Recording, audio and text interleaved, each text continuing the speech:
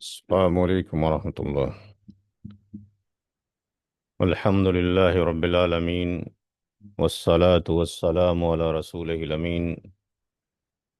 Rabbi इश्रह ली सदरी व यस्सिर ली अमरी वहलुल उक़दतम मिन लिसानी यफ़क़हू क़ौली। मुस्लिम इनहेरिटेंस का बैच नंबर 20 है और लेक्चर नंबर 9 है। और आज के जो टॉपिक हैं वो 3 टॉपिक हैं। एक है shares of grand son and grand daughter. दूसरा टॉपिक है inheritance shares of Muslim women. और तीसरा है उमरियतन रूल्स गिवन बाय हज़रत उमर रदी अल्लाह ताला अन्हु। सबको आवाज़ पहुंच रही है हमारी?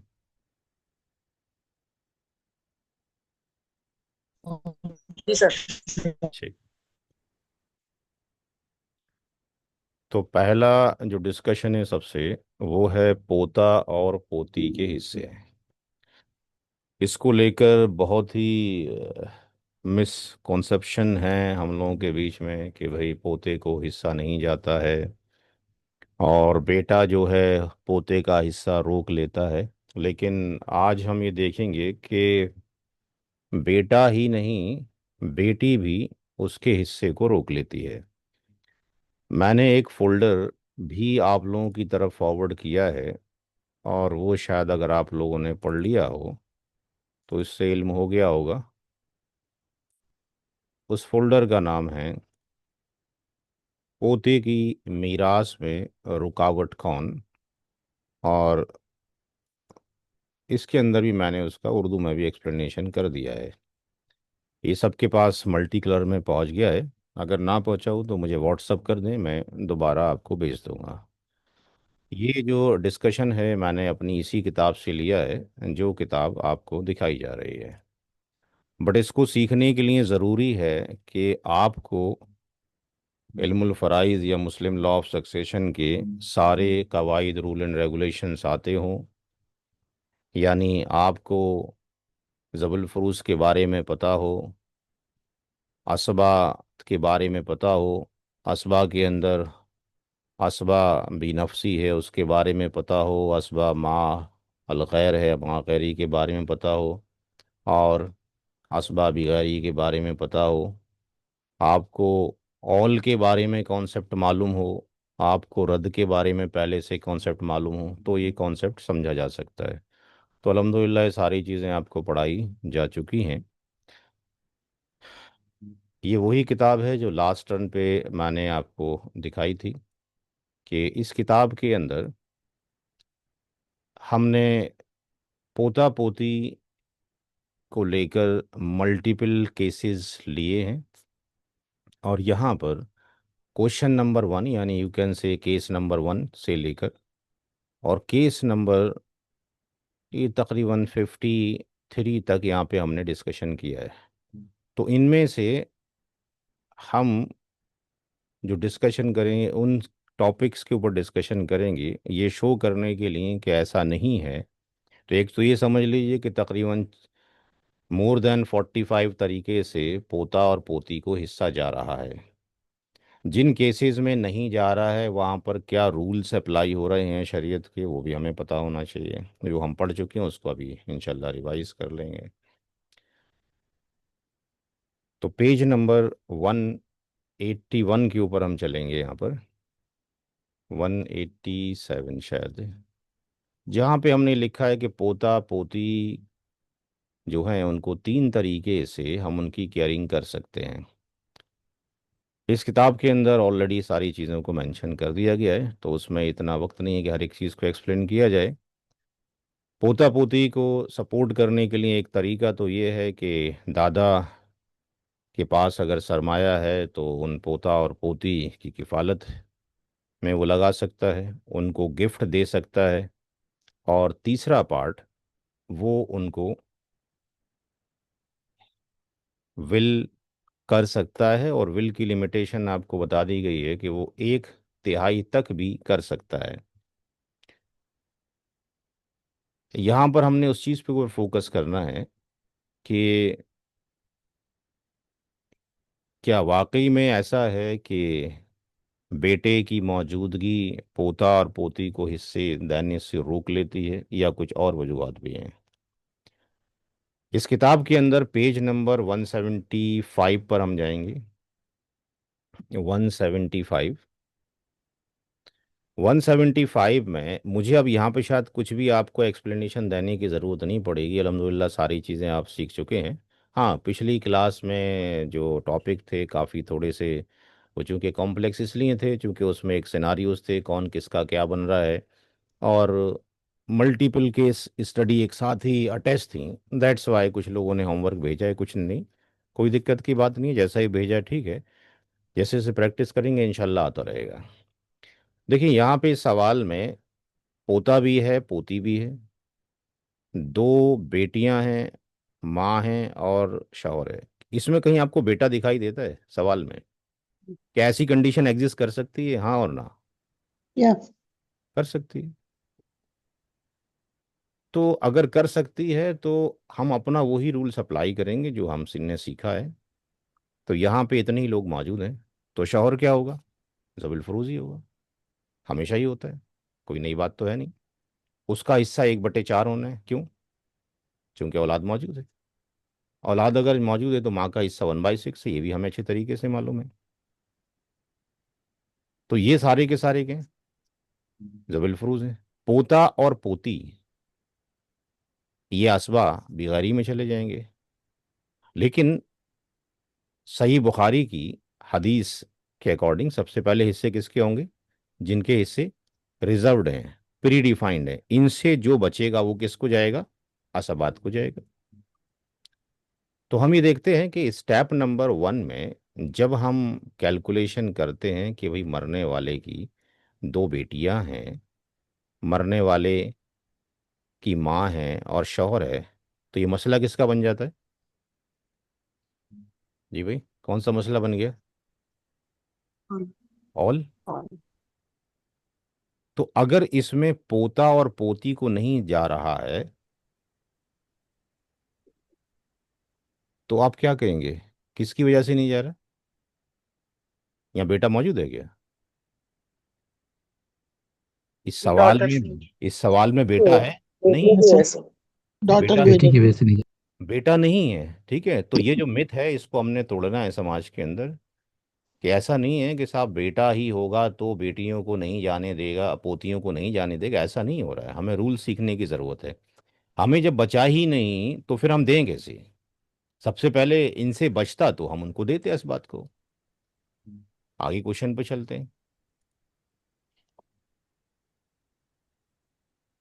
तो एक क्वेश्चन तो हमने ये देखा कि यहाँ पर पेज नंबर 175 के ऊपर। दूसरा क्वेश्चन चलते हैं पेज नंबर 177 के ऊपर। 177। 177 में यहाँ पे क्या बेटा मौजूद है? नो। पिछले केस में दो बेटियां थीं, तो आपने देखा टू डॉटर्स की होने की वजह से भी पोता और पोती को हिस्सा नहीं जा रहा। अब यहाँ पर भी बेटा नहीं है, देखते हैं पोते को जाएगा या नहीं जाएगा। पोता मौजूद है लेकिन बेटा नहीं है। तो यहाँ पे बेटी का हिस्सा 1/2 आधा है, माँ का हिस्सा 1/6 है, बाप का हिस्सा 1/6 है, शौहर का हिस्सा 1/4 है। इसमें ऐसी कोई चीज़ नहीं है कि मैं आपको बताऊं और आपने कभी पहले ना पढ़ी हो, सबको आती है अल्हम्दुलिल्लाह। और यहाँ पे जब आपने किया तो फिर ये ऑल बन गया। तो पहला वाला केस ये देखा था कि पोता और पोती, ग्रैंडसन और ग्रैंडसन एक साथ एग्जिस्ट करते हैं, डॉटर। और वहां पे दो डॉटर्स मौजूद थी सवाल के अंदर, तो वो इसको नहीं जाने दे रही थी। इस वाले सवाल में केवल एक ही डॉटर है और वो ग्रैंडसन को नहीं जाने दे रही। तो केवल डॉटर की वजह से ऐसा नहीं हो रहा, ये सारे जो अफराद मिल रहे हैं इनको मिलके अगर हम देख रहे हैं तो ये ऐसा हो रहा है। तो अगर हम देखें कि अगर कोई सन और डॉटर की बात करता है कि सन की वजह से नहीं जा रहा, तो फिर हम ले सकते हैं भाई डॉटर की वजह से भी तो नहीं जाता ना। That is the case. Otherwise अगर हम देखें तो इन सब लोगों की वजह से इसको नहीं जा रहा है। लेकिन चूंकि फोकस हमारा इस बात पर होता है कि साहब बेटे ने ग्रांड सन को जाने से रोक दिया, चूंकि ये मौजूद था इसलिए इसको नहीं गया। तो ऐसा नहीं हो रहा है। तो बेटी की वजह से भी नहीं जा रहा, कभी पोते को नहीं मिल रहा, कभी दोनों को मिला के नहीं मिल रहा। और एग्जाम्पल देखते हैं, पेज नंबर 181 की तरफ जाते हैं। 181, 181 में ग्रैंडसन है, ग्रैंड डॉटर है, टू डॉटर्स हैं, मदर है, फादर है, वाइफ है। और जब यहाँ पे कैलकुलेशन करते हैं तो यहाँ पे 27/24 आ जाता है। तो यहाँ पे भी फिर जो असबात में कैसे जाएगा, वो तो तब जाएगा उनको जब बची। अगर 23/24 हो जाता तो चला जाता, कुछ बच जाता, लेकिन यहाँ तो बच ही नहीं रहा। तो यहाँ पे भी नहीं गया उस टाइम पे। वो अगर पीछे सवाल अभी देखा था उसमें, वो जो पोता था वो असबाबी नफसी बन रहा था, तब भी उसको नहीं जा रहा था। अभी जो जस्ट पीछे देखा है आपने, 171 के ऊपर, सॉरी कितना पेज था वो, 187 में कौन सा पेज था, 177। 177 में यहाँ जो था, ये जो पोता था, ये असबाबी नफसी है। तो एज ए असबाबी नफसी को भी नहीं जा रहा है, असबाबी गैरी को भी नहीं जा रहा है।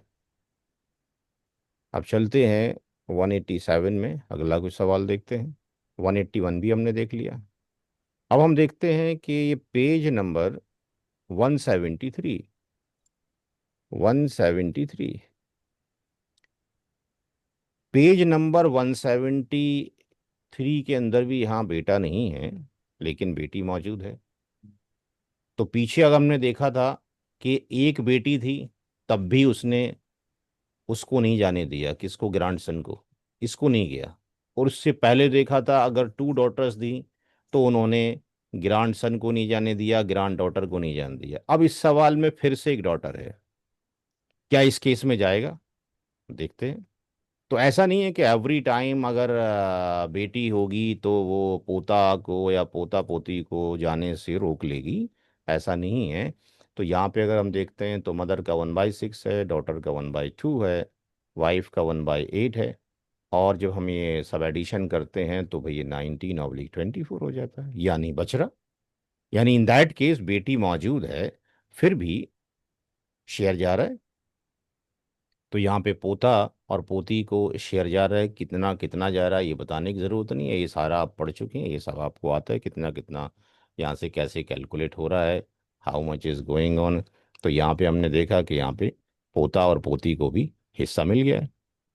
तो यहाँ से ये बात प्रूफ हो गई कि ऐसा नहीं है कि पोता पोती के लिए हर वक्त बेटी रुकावट बन जाएगी। समटाइम्स बनेगी, समटाइम्स नहीं बनेगी, that's depend upon the case studies. ऐसा नहीं है कि बेटा ही रोकता है, बेटियां भी रोक रही हैं, आप देख रहे हैं। अब बेटे का केस भी देख लेते हैं, कहीं ना कहीं एग्जिस्ट करेगा इस किताब में। सारे केसेस को हमने कोशिश की है लाने की। 143 पे हमने देख लिया। और यहाँ पे 181, 181 पे, ठीक है। अब देखिए यहाँ पर, अब हम देख लेते हैं कि भाई सन की मौजूदगी में नहीं जाता। तो यहाँ पे वाइफ है, मदर है, फादर है, सन है, ग्रैंड सन है। चूंकि सन जो है मरने वाले के ज़्यादा क्लोज्ड है, दैट्स वाई ग्रैंड सन का कोई हिस्सा नहीं होगा। हमें केवल एक यूज केस यही मालूम है, हमें सिर्फ एक यूज केस ये मालूम है, जबकि हमने दो से ज़्यादा केसेस पीछे भी देखे कि इन दैट केसेस के अंदर भी वो नहीं जा रहा है। ठीक है जी।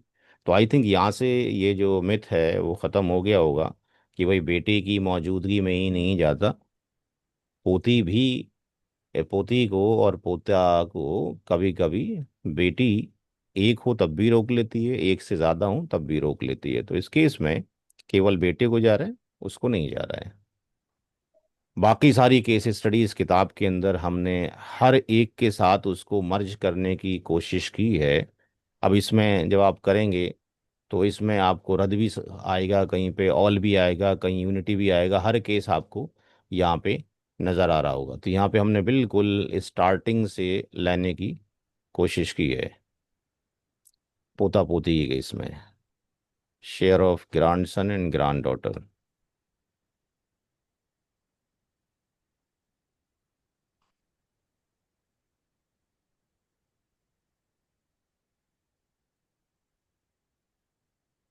नहीं रहेगा। एक मिनट, 1 मिनट प्लीज।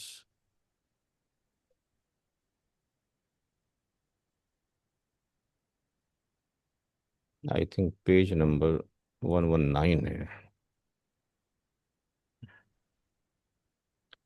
119 है।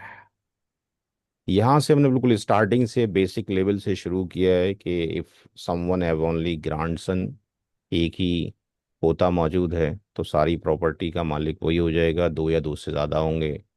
इसी तरीके से अगर किसी की एक ही बेटी है और कोई नहीं है, तो वो हाफ तो उसको जाएगा एज ए, उसको फिक्स शेरर के अकॉर्डिंग, और समबड आप if anybody is not exist तो उसको एज ए रद्द के तौर पे भी यही मिल जाएगा। फिर अगर बेटा पोता और पोती हों तो किस तरीके से जा रहा है, तो हर एक केस को हमने लेने की कोशिश की है। फादर के साथ में ग्रांड सन लिया है, फादर के साथ में ग्रांड डॉटर ली है, इस तरीके से ग्रांड फादर के साथ में जितने भी मल्टीपल केसेस बन सकते हैं सारे के सारे वो इसमें कवर्ड किए गए हैं। सब केसेस में जा रहा है, तकरीबन मोर देन 45 से ज़्यादा केसेस में। दो केसेस ऐसे हैं जो ऑल वाले केसेस एग्जिस्ट कर जाते हैं, बेटी के साथ में पोता पोती हो या बेटी के साथ में पोता हो। In that case of the all the share is not going, या बेटे के साथ में। तो जिन केसेस में नहीं जा रहा है और ग्रैंड फादर को ये मालूम है कि मेरी बाकी भी औलाद मौजूद हैं, और ये जो पोते हैं इनका वेल्थ सिस्टम जो है अच्छा नहीं है। अच्छा, ऐसा भी कोई मैंडेटरी है क्या, पोता और पोती हमेशा ही गरीब होंगे, ऐसा कोई रूल है? नहीं। ऐसा भी कोई रूल नहीं है। आज की डेट में आईटी का ज़माना है, हम देखते हैं पुराने जो लोग हैं उनकी सैलरी जो 30,000 रुपये महीना भी नहीं होती, और जो नए बच्चे आ रहे होते हैं वो महीने के आपके पास 2-2 लाख रुपए कमा रहे होते हैं। ठीक है, तो ऐसा कोई मैंडेटरी पैरामीटर नहीं, और ना ही कोई शरीयत में ऐसा दे रखा है कि साहब गरीब को जो है जाएगा नहीं जाएगा, और अमीर को जाएगा या अमीर को जाएगा गरीब को नहीं जाएगा, ऐसा कोई पैरामीटर तो है नहीं। क्योंकि आयत नंबर 7 में तो प्री डिफाइन क्लियरली कर दिया गया है कि मर्द का भी हिस्सा है, औरत का भी हिस्सा है, जो वालिदैन ने छोड़ा हो या रिश्तेदारों ने छोड़ा हो। तो दैट इज़ प्री डिफाइंड। तो इसमें ऐसा नहीं है कि अगर एक बच्चा जो है किसी शख्स का वो करोड़पति हो और दूसरा जो बच्चा है वो लखपति हो, तो साहब लखपति वाले को जो है पैसे ज़्यादा मिलने चाहिए जो विरासत में, और इसको कम मिलना चाहिए। अगर इनका वालिद जो है 30 करोड़ रुपए अगर छोड़ के मरता है, तो 15 करोड़ इसको जाएगा, 15 करोड़ इसको जाएगा। ठीक है, अगर ये दोनों ही आपके पास मेल हैं तो आई थिंक यहाँ से इतना क्लियर हो गया होगा। बाकी तो कैलकुलेशन वही है, उसमें कोई चीज़ नया चीज़ नहीं है, जो भी हमने इसमें पढ़ा है एवरीथिंग इज ओके। बस उसमें से केस स्टडी निकाल के एनालाइज किया है, ये बताने की कोशिश की है कि ऐसा नहीं है जैसा कि हम मान लेते हैं। और आपके पास दादा के पास 3 पैरामीटर ऑलरेडी मौजूद हैं कि वो एजुकेशन के लिए कर सकता है, उनको आपके पास ज़िंदगी में गिफ्ट दे सकता है, उनके लिए हिबा कर सकता है यानी गिफ्ट दे सकता है, उनके लिए विल भी लिख सकता है। तो मल्टीपल पैरामीटर्स हैं, if you are not using that parameters तो गलती हमारी है, इस्लामिक शरीयत की कोई गलती उसमें नहीं है। अब ये जो हम बोल रहे होते हैं बेसिकली ये सारा जो हमारे पास शेडो पड़ रही है वो पड़ रही है हिंदू लॉ ऑफ सक्सेशन के अकॉर्डिंग।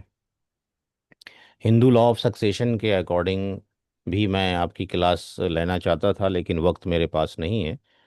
कभी इंशाल्लाह दूसरा बैच जब शुरू होगा तो उसमें जब तक वो किताब जो मैं लिख रहा हूँ वो भी हो जाएगी। इन दैट केस में जो है वो शेयर जो जाता है वो पोता पोती को भी जाता है, नवासा नवासी को भी जाता है, बेटे को, यानी किसी किसी एक शख्स का बेटा भी है और पोता भी है, पोती भी है, नवासा भी है, नवासा भी है, तो इन सबको क्या रखा गया, वो प्राइमरी ईयर्स में रखते हैं और सबको वो इक्वल डिवाइड कर देते हैं। बट हमें इस मुस्लिम लॉ ऑफ सक्सेशन के अकॉर्डिंग देखना है, जो कि कुरान और हदीस कहता है उसके अकॉर्डिंग हमें फॉलो करना है। दूसरा जो चैप्टर है मोस्ट इम्पोर्टेंट वो ये है, अरे इनहेरिटेंस। सॉरी, जी। अगर अगर दादा का इंतकाल हो चुका है, हम्म। उनके दो बेटे हैं, एक बेटा तो जिंदा है तो बेटे की तरफ से क्या पोतों को नहीं जाता? तो क्या दूसरे बेटे के बच्चों को नहीं जाएगा? दूसरा बेटा भी इंतकाल हो गया। सन 1 और सन 2 एग्जिस्ट करते हैं, ये दादा साहेब हैं। हाँ। ठीक है। इनकी डेथ पहले हो चुकी है, ये फर्स्ट डेथ इनका हो चुका है। और इनकी डेथ के बाद इनकी इधर वाइफ भी होगी, इनका बेटा भी होगा, इनकी बेटी भी होगी, ये जा चुके हैं। क्वेश्चन इज दैट कि भाई इनका डेथ हो रहा है, that is the second death. ठीक है। तो सेकंड डेथ के बाद प्रॉपर्टी यहाँ जाएगा कि नहीं जाएगा, दैट इज द क्वेश्चन। जी। हाँ, यही। ठीक है, तो अब यहाँ पर दादा की जब डेथ होगी, दादा की हो सकता है बेटी मौजूद है, बेटा ही मौजूद है, तो ये अगर अकेला हो तब भी ये क्लोज है। तो ये जो बेटा है ये मरने वाले के ज़्यादा क्लोज है, दैट्स वाई जो प्रॉपर्टी तकसीम होगी, अगर केवल बेटा है तो बेटे में जाएगी, और अगर इसकी वाइफ है दादा की तो वाइफ को जाएगा। वाइफ को देने के बाद जो बचेगा फिर बेटा और बेटी में तकसीम आपके पास हो जाएगा, इनको नीचे नहीं जाएगा, और ना इसके इसके जो बेटा बेटी हैं उनमें भी नहीं जाने वाला है, इसके भी सन में नहीं जाने वाला है, क्योंकि ये जो सेकंड स्लैब है आपके पास यहाँ पर, सबसे पहले इस वाले ग्रुप को जाएगा, इसमें से नहीं है तो फिर नीचे जाता है आपके पास। और अगर ये फॉर एग्जांपल यहाँ पे ये एग्जिस्ट नहीं करता, सन एग्जिस्ट नहीं करता, ये भी अगर ना होता, फॉर एग्जांपल केवल इसकी बेटी होती, तो बेटी को 1/2 देने के बाद 1/2 बचता, और 1/2 देने के बाद अगर इसके भी पोता और पोती थे, एक इसके ही बेटा बेटी थे, तो दो, एक और एक, ये दो आपके पास ग्रैंडसन हो जाते, और यहाँ से दो ग्रैंड डॉटर हो जाती, तो 1/2 इनमें तकसीम हो जाता। तो इन दैट केस में दादा के पास अगर प्रॉपर्टी है तो वो उसके लिए, इनके लिए एजुकेशन का इंतज़ाम कर सकता है, इनके लिए गिफ्ट कर सकता है, इनके लिए विल कर सकता है। दादा ने ऐसा क्यों नहीं किया? हम क्वेश्चन ये पुटअप करना चाहते हैं, जो लोग ये क्वेश्चन पुटअप करते हैं क्यों नहीं जा रहा, इस्लाम भी रहमान नाउजुबिल्ला, जिनके हिस्से फिक्स्ड हैं उनको आप कितना देते हैं? क्या आप उनको दे रहे हैं? जिन बहनों का हिस्सा फिक्स्ड है क्या उनको दिया जा रहा है? जिस माँ का हिस्सा फिक्स्ड है क्या उसको दिया जा रहा है? जी। आप खुद सोचें कि जहां पर फिक्स्ड है वहां पे तो हम बोलते नहीं हैं। अच्छा, अगर ये दादा जो है 1,000 रुपये छोड़ के मरे तो आप क्वेश्चन पुटअप करेंगे किसी से? नहीं। आप बता दें मेरे को, सब वोटिंग कर लें, सारे लोग, 16 लोग हैं क्लास के अंदर। अगर 1,000 रुपये दादा छोड़ते हैं तो कितने लोग केस फाइल करेंगे कोर्ट में?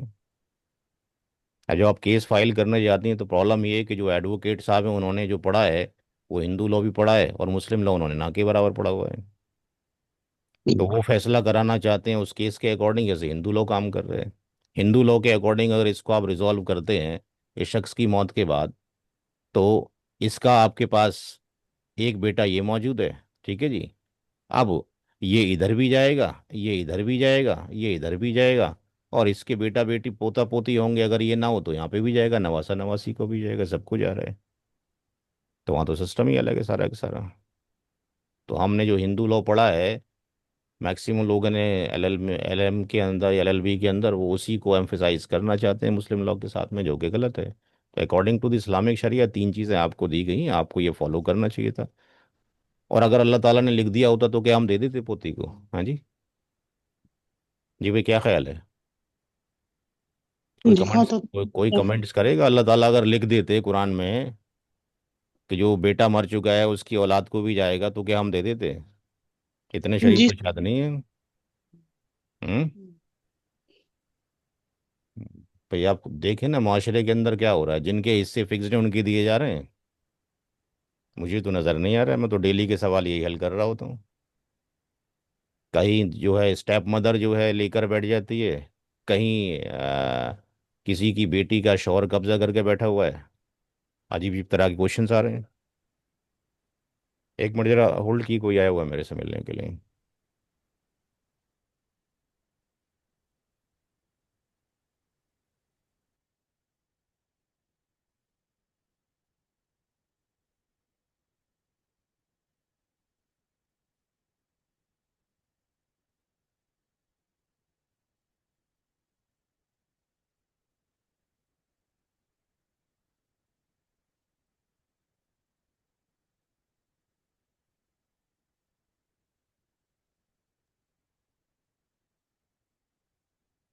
तो हमारे पास जो है 3 चीज़ें हैं, दादा ये तीनों काम कर सकता है। अगर क्वेश्चन ये है कि अगर ये दादा ना रहे तो इनका क्या होगा, कभी सोचा आपने?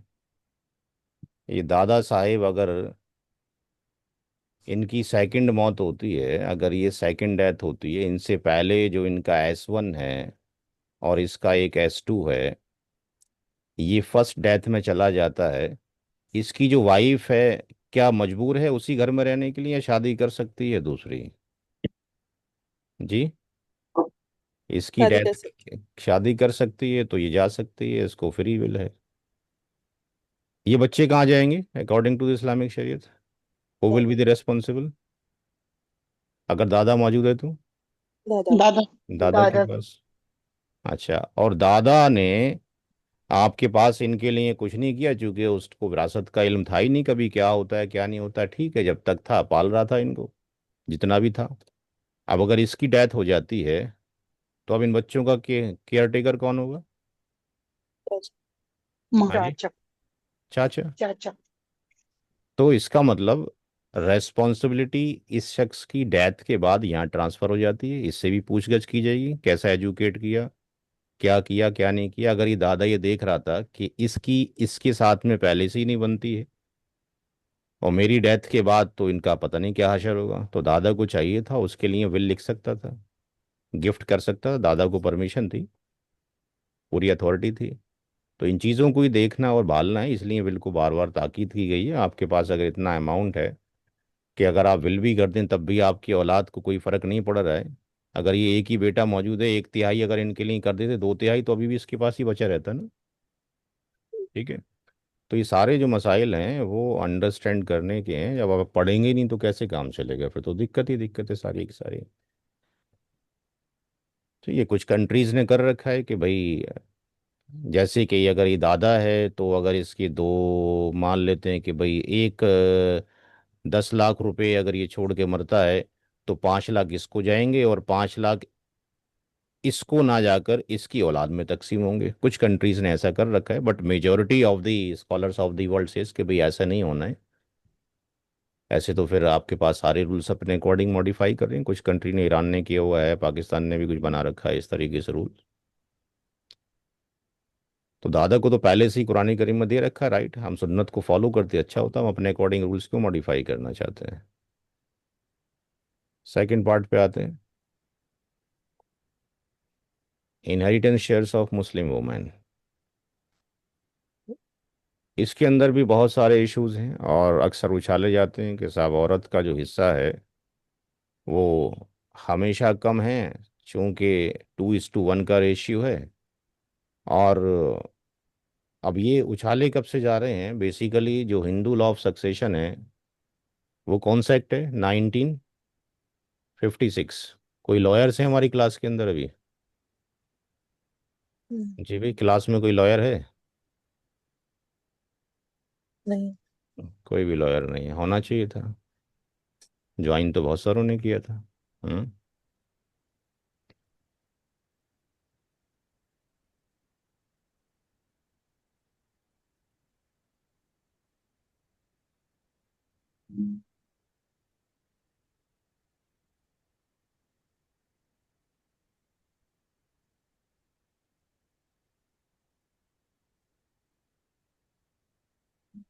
1956,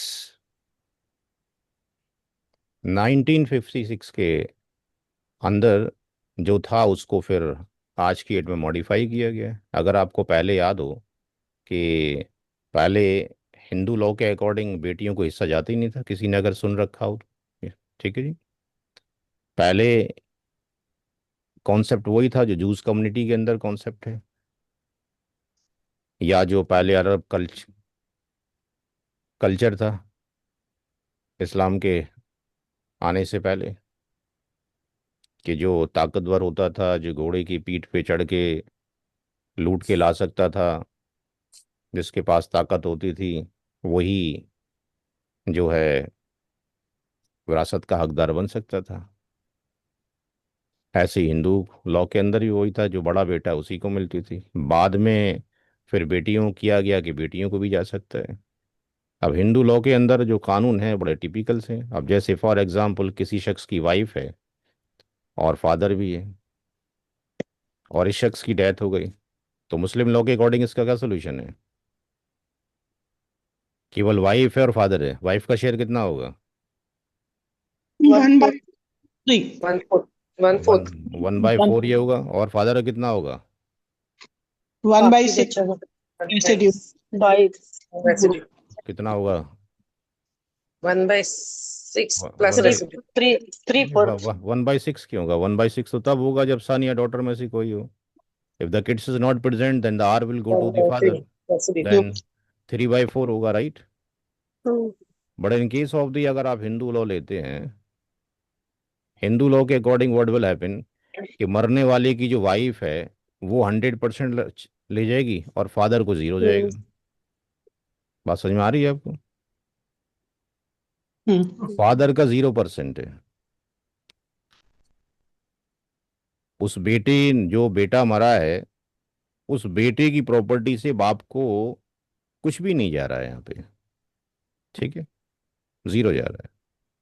तो ये अगर आप कम इस ये लॉ, इस मुस्लिम लॉ ऑफ सक्सेशन को ढंग से पढ़ें, फिर हिंदू लॉ ऑफ सक्सेशन भी मैं पढ़ रहा हूँ, वो किताब आएगी तकरीबन मेरे ख्याल से लग जाएंगे 1-2 साल आने में, क्योंकि मैं 4 चीज़ों पे काम कर रहा हूँ।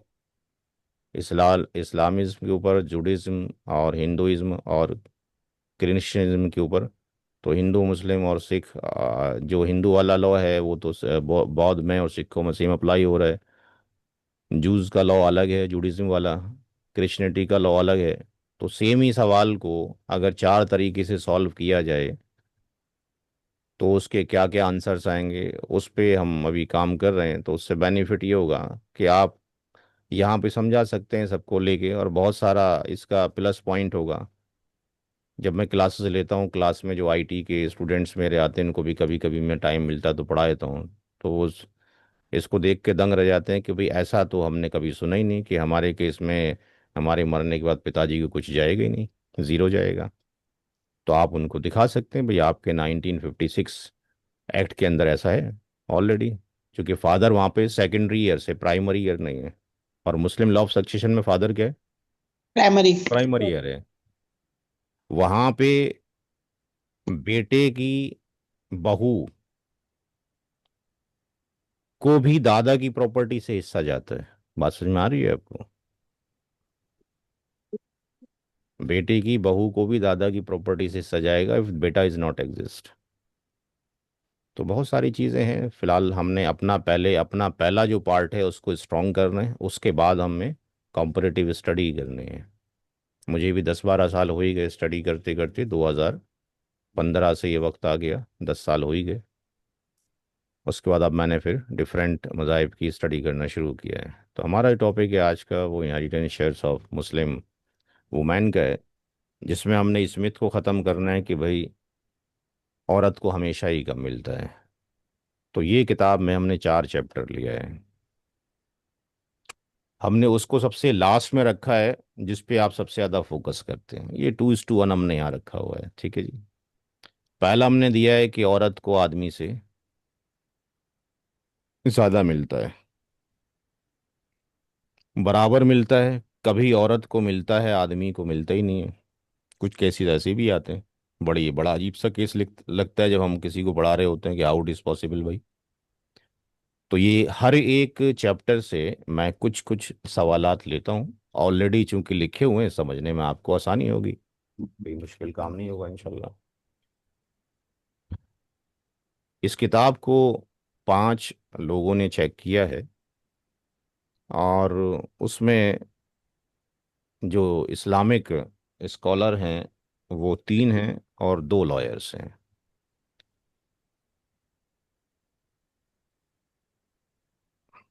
प्रोफेसर अफकार साहब हैं, अभी ये बंगाल में हैं, पहले वहाँ थे।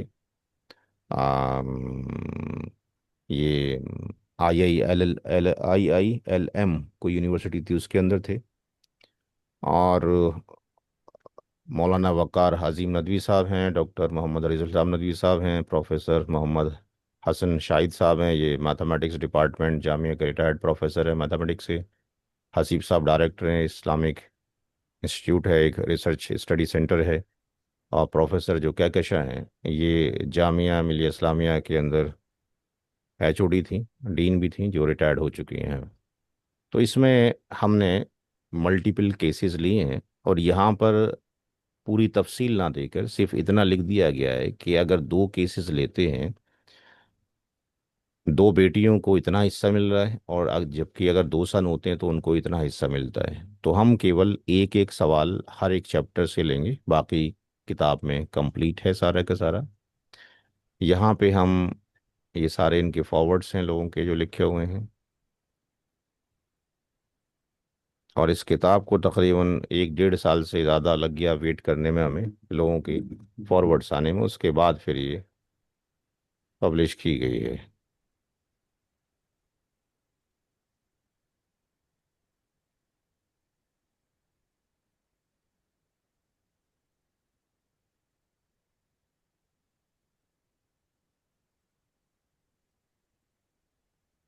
स्टार्टिंग में बेसिक टर्मोलॉजी डाल दी गई है, जो आपको किताब इनहेरिटेंस, मुस्लिम इनहेरिटेंस की जो रेड कलर की दी गई थी, ये उसी से लिया गया है, ताकि लोगों को बेसिक टर्मोलॉजी पता लग जाए। और फिर हमने यहाँ से फिर क्वेश्चन शुरू कर दिए हैं। ये सारे रेफरेंसेस आ गए, ताकि रेफरेंस देखे जा सके। ये पहला चैप्टर है। फर्स्ट चैप्टर के अंदर हमने ये केस लिया है। पहला, हस्बैंड है, फादर है, मदर है, 2 डॉटर्स हैं। इन दैट केस में हमारा फोकस केवल बेटा और बेटी के शेयर को लेकर है, या सगी बहन और सगे भाई को लेकर है, मैटरनल सिस्टर मैटरनल ब्रदर को लेकर है, या कहीं पर बीवी और शौहर को लेकर है, कहीं मदर और फादर को लेकर है, जहाँ पे वो पेयर्स बन रहे हैं। क्योंकि ये कहा जाता है औरत को कम मिलता है, तो औरत में माँ भी एक औरत है, बीवी आपके पास बीवी भी एक औरत है, बेटी भी एक औरत है, पोती भी एक औरत है। तो देखना चाहते हैं कि इनके पेयर के साथ क्या कम मिलता है कि नहीं मिलता है। तो यहाँ पे 2 डॉटर्स हैं, और यहाँ पे 2 डॉटर्स का जो फाइनल शेयर्स आ रहा है, ये सारा आपको पता है, बताने की ज़रूरत नहीं है। ये ऑल का केस बन गया, और फाइनल जो हमें फोकस करना आंसर पे, वो फोकस ये करना है। इस केस में 2 बेटियां थीं। किसी शख्स की डेथ के बाद, यानी किसकी डेथ हो रही है यहाँ पे, इस सवाल में किसकी डेथ हो रही है? इसकी। वाइफ की डेथ हो रही है। वाइफ की डेथ के बाद अगर ये अफराद बचते हैं, और उसकी अगर 2 बेटियां हों, तो उसको 53.33% जा रहा है। लेकिन इसी केस में अगर 2 बेटियों की जगह पे 2 बेटे ले लिए जाएं, बाकी सारे फर्द वही हैं। दिखाना ये है मल्टीपल केसेस से कि ऐसा नहीं है कि बेटियां होती हैं तो उनको कम जा रहा होता है। यहाँ पे हम दिखाना चाहते हैं कि बेटियों को ज़्यादा, औरतों को ज़्यादा जा रहा है। तो यहाँ पे ये बनेंगे असबाबी नफसी, और यहाँ पर 2 बेटों को जो शेयर जा रहा है वो कितना जा रहा है? क्या इनके शेयर में कोई कमी हुई है? नहीं। नहीं, वही है, इनको कम जा रहा है। तो यहाँ पे कंक्लूजन में हमने ये शो कर दिया कि केस 1 केस 2 में अगर हम देखें, तो यहाँ पर इसको 2 बेटियों को ज़्यादा जा रहा है with respect to this one. इसी तरीके से बहुत सारे सवालात आपको मिलेंगे। यहाँ पर अगर हमने लिया इस केस के अंदर, तो इस केस में 2 बेटियों का जो शेयर है 59.26% है, और इसी केस में अगर हम 2 बेटे ले लेते हैं, तो उनका जो शेयर है वो 54.17% है। तो ये वो लोग सॉल्व कर सकते हैं जिन्होंने सारे रूल्स पढ़ लिए हैं, ऑल के भी, रद के भी। कि इसमें हम कुछ नहीं कर रहे, सेम ही फार्मूले हम अप्लाई कर रहे हैं। तो अगर देखा जाए तो यहाँ पे 2 बेटे हैं, इनको ज़्यादा मिलना चाहिए था, इनके परसेंटेज कम है। जहाँ जहाँ पर भी आप देखोगे बेटी अकेली बचती है या बेटियां अकेली बचती हैं, उनको शरीयत ने ज़्यादा हिस्सा दिया है।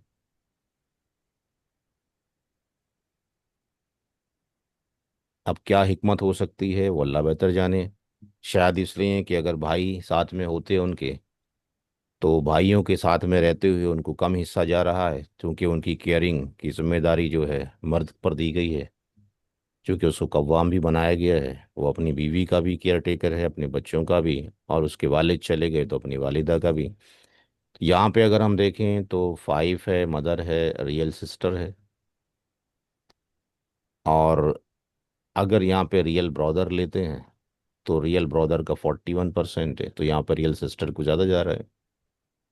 हम चलते हैं दूसरे केसेस के ऊपर, जहाँ पे केस नंबर आपके पास 2 है। ये केस नंबर आपके पास 1 के अंदर, 1 चैप्टर में बहुत कुछ हमने लिया है, बहुत सारी कंडीशंस यहाँ पे टेस्ट की गई हैं। दूसरा केस है कि जब इक्वल मिलता है, तो इक्वल जब मिलता है तो इक्वल के बहुत सारे कंडीशंस मौजूद हैं। कि यहाँ पर हस्बैंड के साथ में डॉटर है, तो हस्बैंड का हिस्सा 1/2 हो गया, डॉटर का 1/2 हो गया, इसका 1/4, 1/2 हो गया। तो केस क्या बन गया? ये रद्द का बन गया। अब जब रद्द का बन गया तो रद्द एप्लीकेबल है कि हस्बैंड के ऊपर? नहीं। तो जब नहीं है तो बचा हुआ किसको जाएगा? फिर बेटी को Wait. जाएगा। तो इसका मतलब ये हो गया, बचा हुआ माल जब बेटी को जाएगा, तो इसका मतलब बेटी को कितना जा रहा है यहाँ पे? 3/4, यानी 75%। और सेकंड वाले केस में हस्बैंड के साथ सन लेते हैं, तो उसको भी इस केस में क्या जा रहा है? बराबर जा रहा है। ऐसी एक केस और देख लीजिए। वाइफ के साथ डॉटर है, वाइफ को भी रद्द नहीं होगा। इन दैट केस जो बेटी है उसको 87.5% जा रहा है। और इसी तरीके से अगर यहाँ बेटा है, तो बेटे को भी, वाइफ को 1/8 देने के बाद वो असबाबी नफसी बन गया, उसको 7/8 जा रहा है। तो यहाँ पर वाइफ के साथ रियल ब्रदर है, वाइफ का 1/4, चूंकि औलाद नहीं है, तो 3/4 किसको चला जाएगा? ब्रदर को चला जाएगा, यानी 75%। और अगर वाइफ के साथ में रियल सिस्टर हो गई, तो वाइफ का 1/4, ये भी जेड एफ, ये भी जेड एफ, वो रेसिडुअरी नहीं बनी यहाँ पे, चूंकि जबिल फ्रूजी है। तो अब बचा हुआ माल किसको चला जाएगा? सिस्टर को चला जाएगा। तो इन दैट केस के अंदर दोनों को 75% जा रहा है। तो हमने दूसरा केस भी देख लिया। समटाइम्स जो है मेल और फीमेल को उसी पेयर के अंदर इक्वल जा रहा है, समटाइम्स आपके पास पहले वाले केस के अंदर उसमें फीमेल वाले को ज़्यादा जा रहा है।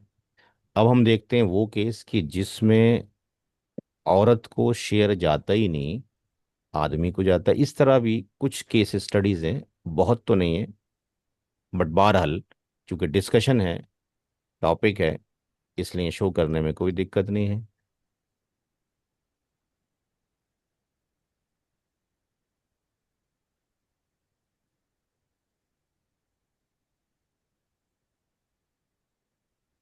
1 women inherits but not man. औरत को हिस्सा जाएगा बट आदमी को नहीं। तो जब ये केस हम डिस्कशन करते हैं या मुंह जबानी किसी को बताएं वर्बली, तो वो कहता है जी आप तो गलत बता रहे हो, ये पॉसिबल हो ही नहीं सकता कि आदमी को ना जाए, औरत को जाएगा। अब यहाँ पे केस आपके सामने है, हस्बैंड है, फादर है, मदर है, डॉटर है, ग्रैंड डॉटर है, ठीक है जी। यहाँ पे ग्रैंड डॉटर पे हमारा फोकस है। इस केस में सबके शेयर्स आपके सामने हैं, और इसमें ऐसा कोई शेयर नहीं है कि मैंने कोई गलत लिख दिया हो।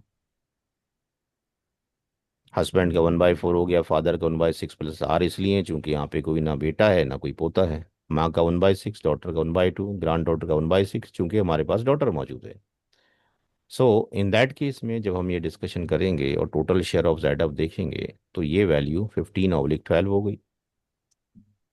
सबके हिस्से कुछ ना कुछ परसेंटेज कम तो हो गए हैं, बट बहरहाल शेयर इज गोइंग ऑन।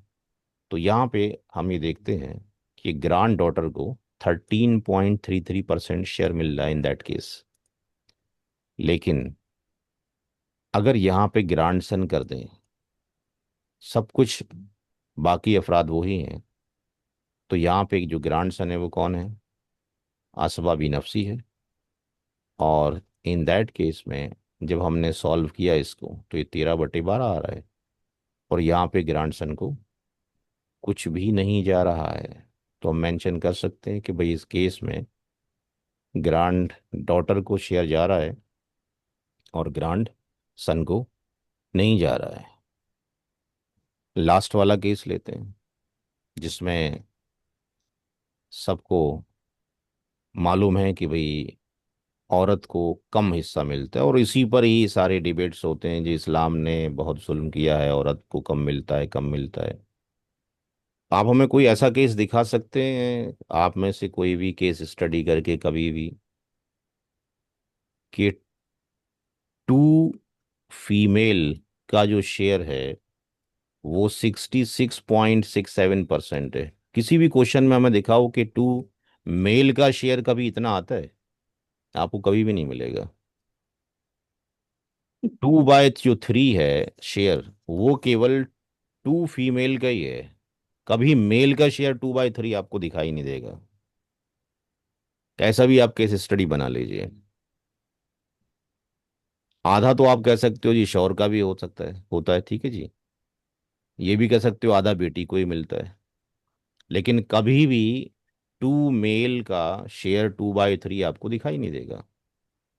तो पूरी प्रॉपर्टी का 2/3 तो एक तरफ से, और अगर हम वैसे देखें टोटल मिला के, तब भी बहुत सारा ह्यूज अमाउंट तो उधर ही जा रहा है फीमेल की तरफ। भाई माँ है वो भी एक फीमेल है, ठीक है, वाइफ है वो भी एक फीमेल है, बेटियां हैं वो भी एक फीमेल है। आप किसी भी तरीके से कंपेयर कर लीजिए, वाइफ है, मदर है, हाँ वाइफ है, मदर है, डॉटर है, फादर है, यहाँ पे केवल ये मेल है, ये सारे के सारे फीमेल है। इनका टोटल मिला के भी वैसे ही जा रहा है। और अगर किसी की यहाँ पे टू डॉटर्स हो जाएं, हस्बैंड हो, फादर हो, मदर हो, तो इन दैट केस इसका 1/4 है, इसका 1/6 है, इसका 1/6 है, इसका 2/3 है। 2/3 कभी भी किसी भी केस में आप देखते हो कि टू का मेल का शेयर कभी भी 2/3 नहीं मिलता आपको। तो तीसरी जो कंडीशन है, फोर्थ वाली, फोर्थ जो कंडीशन है उसमें ये है कि औरतों को हिस्सा कम जाता है, तो उसकी केस स्टडी जनरली सारे जानते हैं कि बेटा और बेटी है तो उसको 2:1 है, यानी एक को 33% जा रहा है, दूसरे को 66 जा रहा है, तो इसमें बताने की ज़रूरत नहीं है। फादर और मदर के केस में अगर हम देखते हैं यहाँ पे, तो यहाँ पे मदर का 1/3 है, और फादर को जो जा रहा है वो 2/3 जा रहा है। तो मदर फादर में अगर हम देखते हैं तो इनका रेशियो 2:1 बन रहा है। 1:1 कब बनता है? जब औलाद मौजूद हो। मदर और फादर का 1:1 भी बनता है कब? जब मरने वाले का बेटा मौजूद हो, सन मौजूद हो, तो इसका भी कितना होता है? 1/6, और इसका भी कितना होता है? 1/6। तो हम कह सकते हैं भाई ये 1:1 है, यस और नो? तो मल्टीपल केसेस हैं, वहां से हम मैथमेटिकली प्रूव कर सकते हैं। ऐसा नहीं है कि ब्लाइंडली हम ये बोल दें कि भाई एवरी टाइम ही ऐसा होता है। तो यहाँ पे भी हो गया, रियल सिस्टर रियल ब्रदर है, इनका भी आपके पास सेम हो गया। हस्बैंड है, फादर है, मदर है, तो मल्टीपल केसेस हैं। तो बाकी इस किताब से आप जा सकते हैं। तीसरा जो हमारा आज का टॉपिक है उसको भी ख़त्म कर लें, छोटा सा टॉपिक है, टाइम बाकी है अभी, और वो है उम्रियतन का रूल। ये जो थर्ड रूल है, थर्ड जो केस है, उम्रियतन रूल्स गिवन बाय हज़रत उमर रदी अल्लाह तआला अन्हु, इसका हम डिस्कशन कर लेते हैं यहाँ पे।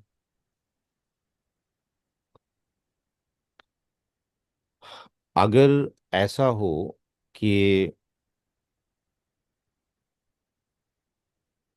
किसी की डेथ होती है और उसने अपने पीछे अपने मदर को छोड़ा हो, फादर को छोड़ा हो, और स्पाउस में से किसी एक को छोड़ा हो, लेट्स से यहाँ पे जो डेथ हो गया है वो हस्बैंड का डेथ हो गया है। हस्बैंड ने अपने पीछे अपने माँ बाप को छोड़ा और अपनी वाइफ को छोड़ा। तो अगर यहाँ पे हम देखें तो वाइफ का शेयर होना चाहिए 1 बाय कितना 4, चूंकि औलाद नहीं है। माँ का शेयर कितना होना चाहिए 1/3, चूंकि औलाद नहीं है। और फादर को कितना जाना चाहिए R, राइट, ऐसा ही होना चाहिए। जी। लेकिन जब ये केस एग्जिस्ट किए तो कब किए, हजरत उमर रदी अल्लाह ताला अन्हु के दौरे खिलाफत में इस तरह के रूल्स आए। तो दो टीम्स कंस्ट्रक्ट हो गई, एक तो हजरत उमर रदी अल्लाह ताला अन्हु की तरफ और एक हजरत अली रदी अल्लाह ताला अन्हु की तरफ। तो मेजॉरिटी ऑफ दी जो सहाबा थे उन्होंने उस रूल को फॉलो किया जो हजरत उमर रदी अल्लाह ताला अन्हु ने दिया। दैट्स वाई इसका नाम पड़ गया उमरिया तानी या उमरिया तैन या गर्रावीन के नाम से।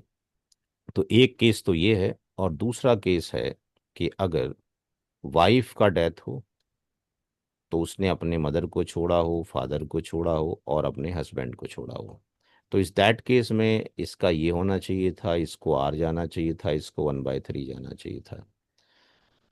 लेकिन हज़रत उमर रदी अल्लाह ताला अन्हु ने क्या रूल दिया, उन्होंने फरमाया कि क्या किया जाए कि यहाँ पर सबसे पहले शेयर दे दिया जाए किसको, वाइफ को। तो R की वैल्यू कितनी आ गई रेसिड्यू की, 1 - 1/4 इक्वल टू 3/4। फिर आपने फरमाया कि क्या किया जाए। तो ये जो सॉल्यूशन लिख रहे हैं ये सॉल्यूशन है अकॉर्डिंग टू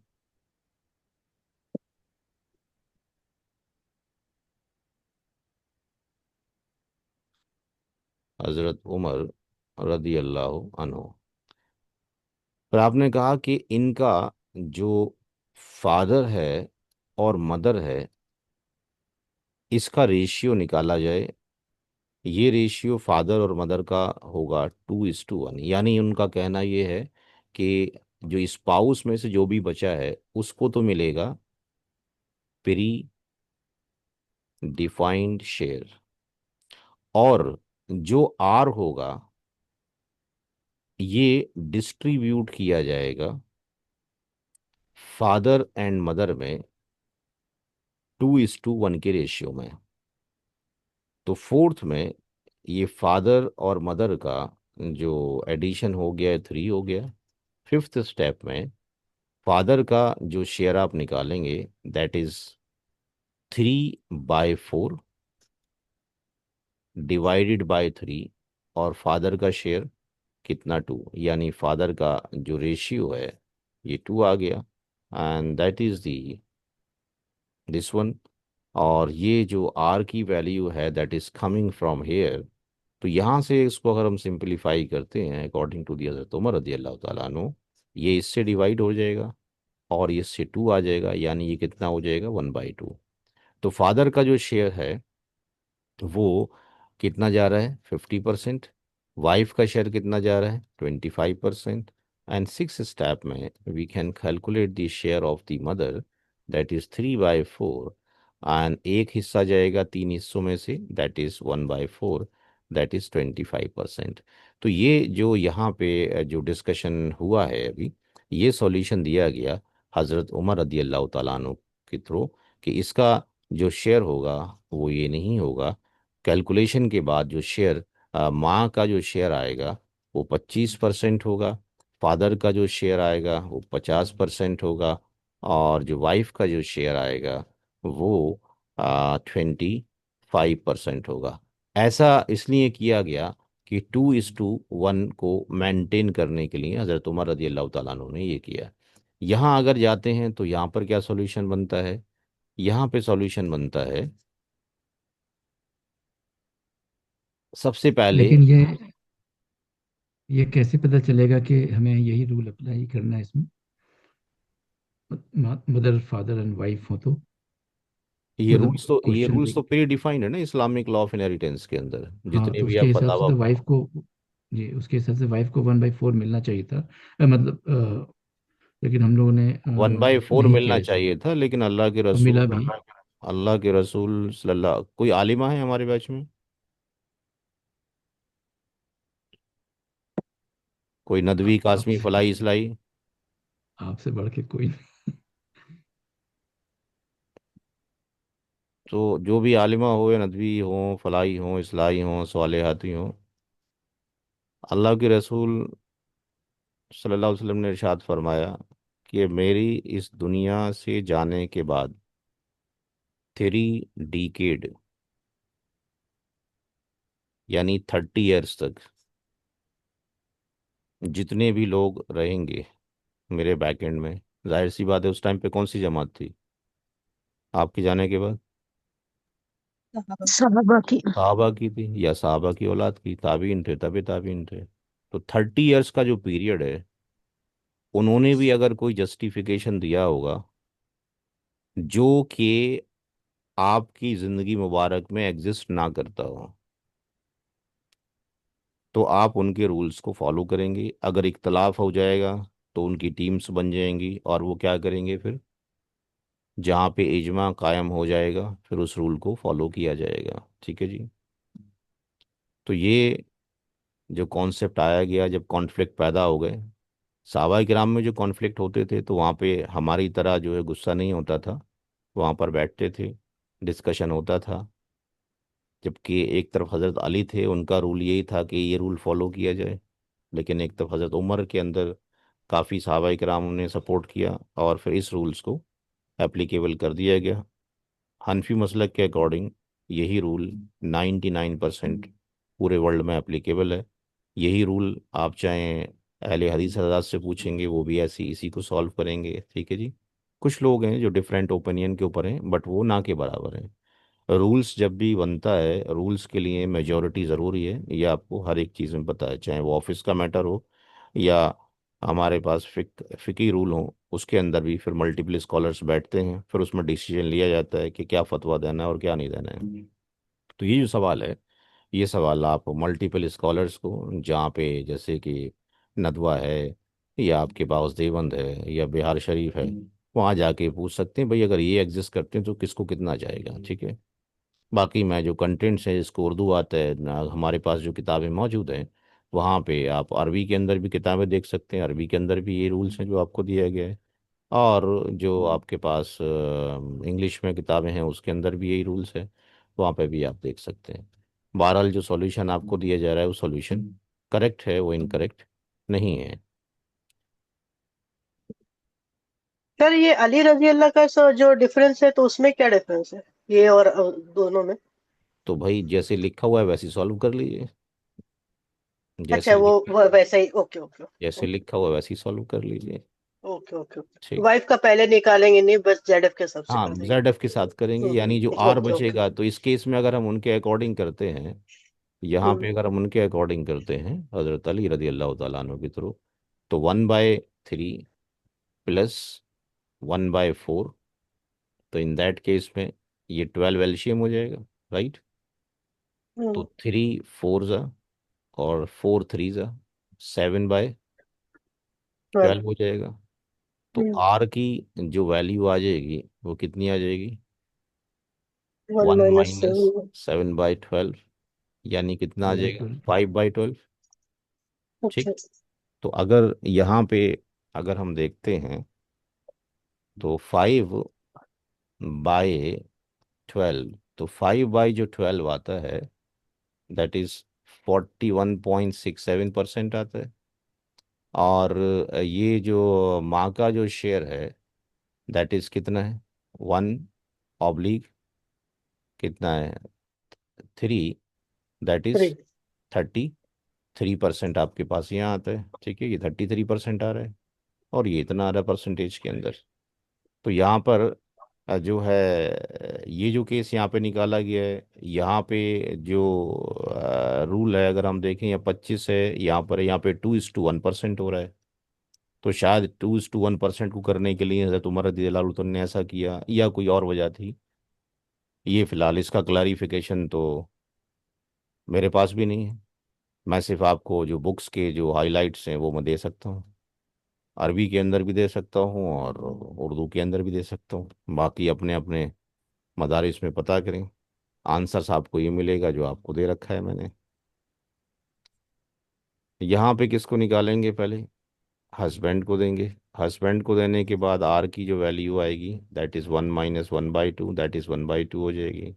तीसरे स्टेप में फादर और मदर का रेशियो 2:1 है।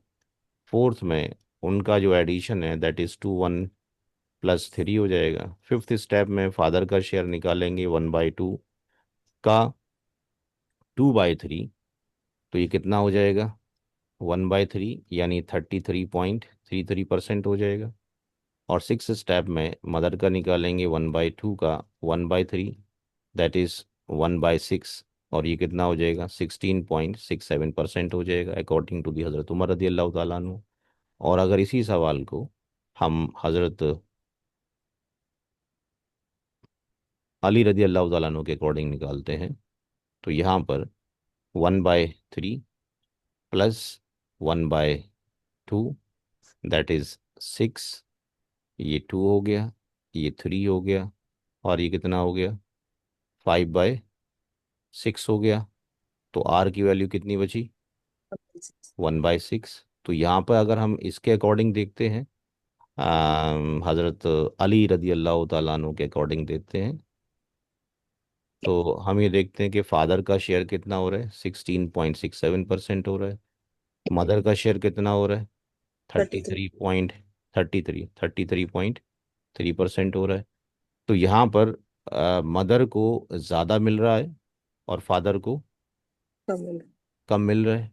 और हज़रत अली रदी अल्लाह ताला अन्हु के केस के अंदर ये मिल रहा है, और यहाँ पे हज़रत उमर रदी अल्लाह ताला अन्हु ने जो लिया वहाँ पर इधर भी फादर का डबल है यानी 2:1 का कॉन्सेप्ट अप्लाई हो रहा है, और यहाँ पर भी 2:1 का कॉन्सेप्ट अप्लाई हो रहा है।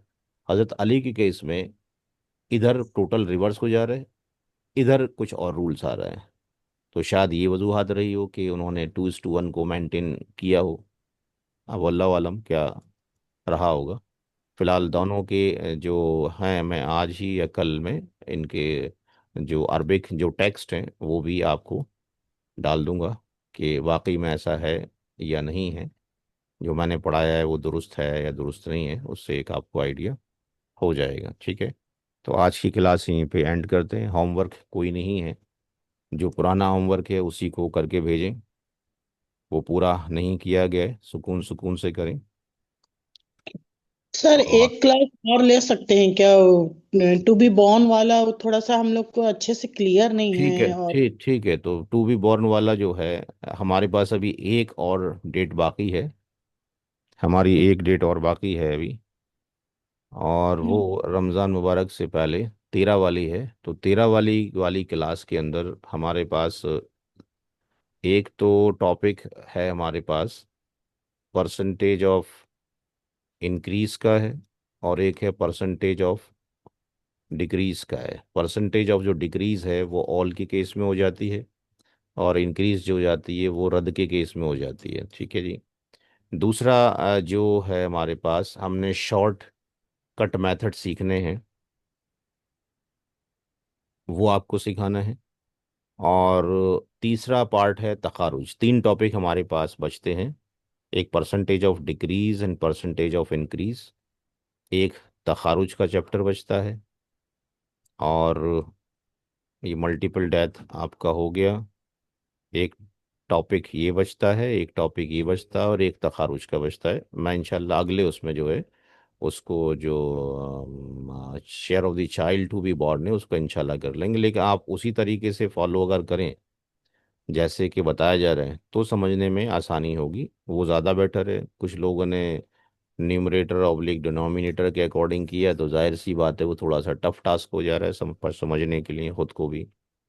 तो उसमें ध्यान ही रखना है कि एक तो लोगों को देना है जो प्रेजेंट एग्जिस्ट करते हैं, बचता कितना है, फिर जो बचा हुआ शेयर है वो आफ्टर दी बच्चे की पैदाइश के बाद किसको कितना जाना है, ये लोग अक्सर लोग छोड़ दे रहे हैं। ठीक है, तीसरा स्टेप अक्सर लोगों ने छोड़ दिया है, तो इंशाल्लाह उसको अगले उसमें ले लेते हैं। ठीक है, और कोई सवाल किसी का? सर ये जो क्वेश्चंस हमारे बचे हैं 80 के बाद में, तो हाँ वो अगर डाल दिए जाए तो फिर धीरे धीरे हम उसे भी सॉल्व करके भेज देते तो थोड़ी प्रैक्टिस हो जाएगी हमारी। हाँ, तो वो क्वेश्चंस जो हैं मैं अभी डाल देता हूँ। मैंने डाला तो है ग्रुप में, लेकिन मैं फिर डाल देता हूँ। अभी डाल दूंगा तो मुझे भी याद रहेगा। 80 के बाद आप कह रहे थे 100 तक के हैं शायद ना, आप कह रहे थे। हाँ हाँ, मैं दे रहा हूँ, 1 मिनट अभी फॉरवर्ड करता हम्म। हूँ, 1 मिनट वेट करें। पिछली बार जो क्वेश्चंस दिए थे आपने उसमें लास्ट क्वेश्चन जो था, हम्म। ग्रैंडफादर्स के डेथ के बाद 3 सन्स एंड 7 डॉटर्स, तो ग्रैंडफादर के ये सन थे या ग्रांड फादर के ग्रैंड? ही सन से हैं, कोई ऐसे मान के चल अच्छा रही है पोता कोई क्वेरी कर रहा है, वो ग्रांडफादर के ही सन है। अच्छा अगर अच्छा। कोई ग्रांडफादर कह तो रहा है मेरे ग्रांडफादर के 3 बेटे थे, 2 बेटियां थीं, तो ये कौन बोल रहा है? पोता शायद बोल रहा होगा ना। हम्म। और उस केस में 3 सन्स में से 2 सन की डेथ हुई, एक बचा भी है। यानी दादा का एक बेटा अच्छा भी ये मौजूद सन। है, दादा के दो दो बेटे हैं, उनकी औलादें बची हैं, उनकी बेटियों की हम्म, औलादें बची हैं। तो आप उसकी जगह पे नाम कंसिडर भी कर सकते हैं, D1 D2 भी ले सकते हैं, कोई दिक्कत की बात नहीं है। इसमें जो ये सवाल था, ये आपके पास जो दिया गया था,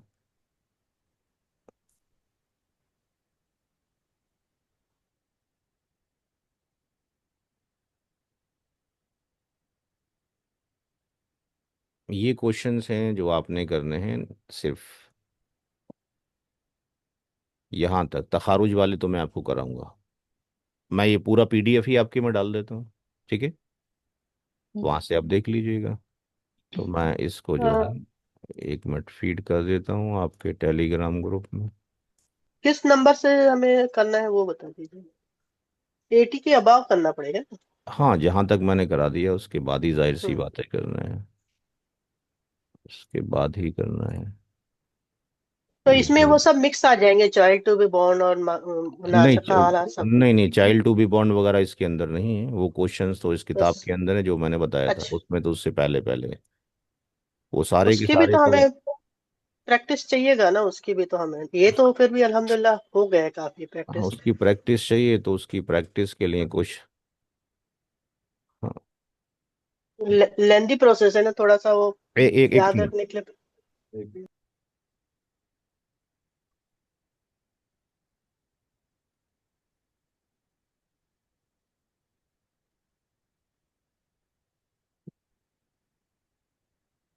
मैं मल्टीपल क्वेश्चंस आपको पेस्ट कर सकता हूँ यहाँ से, कि यहाँ पर, चूंकि इस बुक की के अंदर, या तो आप ये काम करें कि मैंने आपको, अगर आपको याद हो तो मैंने आर्काइव का एड्रेस दिया है आपको।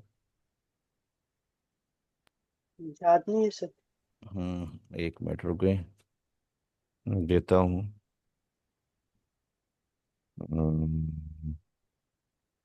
GIQ, अच्छा नहीं, तो TIQ तो यहाँ पे आएगा।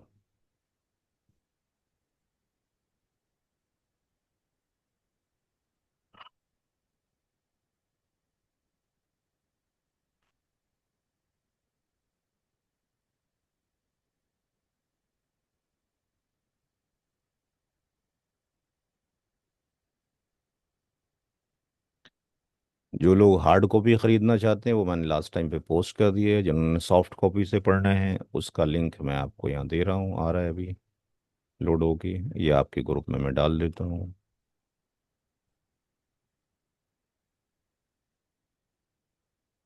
ये आर्काइव का लिंक आ गया है, यहाँ मेरी सारी किताबें अवेलेबल हैं, धीरे धीरे इसके अंदर हम अपलोड कर रहे हैं, ठीक है? और आया क्यों नहीं, आना चाहिए भाई। आर्काइव, 1 मिनट, कोई सा भी एक लिंक खुल जाएगा तो आ जाएगा।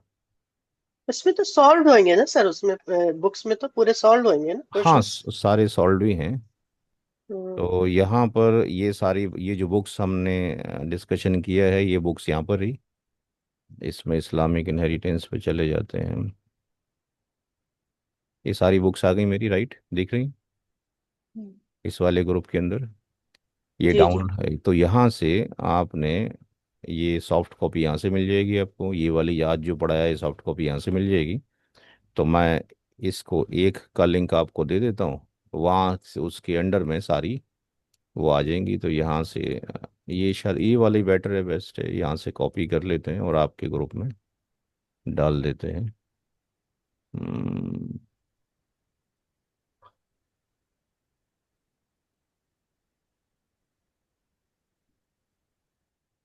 टेलीग्राम कहाँ गया, बंद हो गया, ये रहा।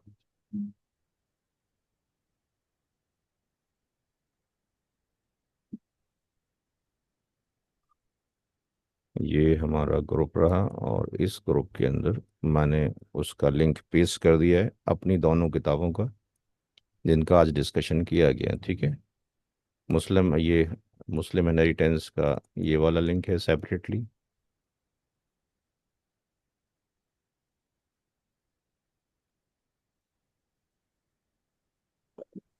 ठीक, और तीसरी जो किताब थी वो भी आपको यहीं से मिल जाएगी। यहाँ पे नीचे क्लिक करेंगे रिसर्च सेंटर के ऊपर, यहाँ पे आप क्लिक कर दीजिए, इसका पीडीएफ ये आ गया। ठीक है, तो जो ऑनलाइन पढ़ना चाहते हैं ऑनलाइन पढ़ लें, क्योंकि हर एक का अपना अपना शौक है। कुछ लोग ऑनलाइन पढ़ना पसंद करते हैं, कुछ लोग हार्ड कॉपी मंगा के पसंद करते हैं।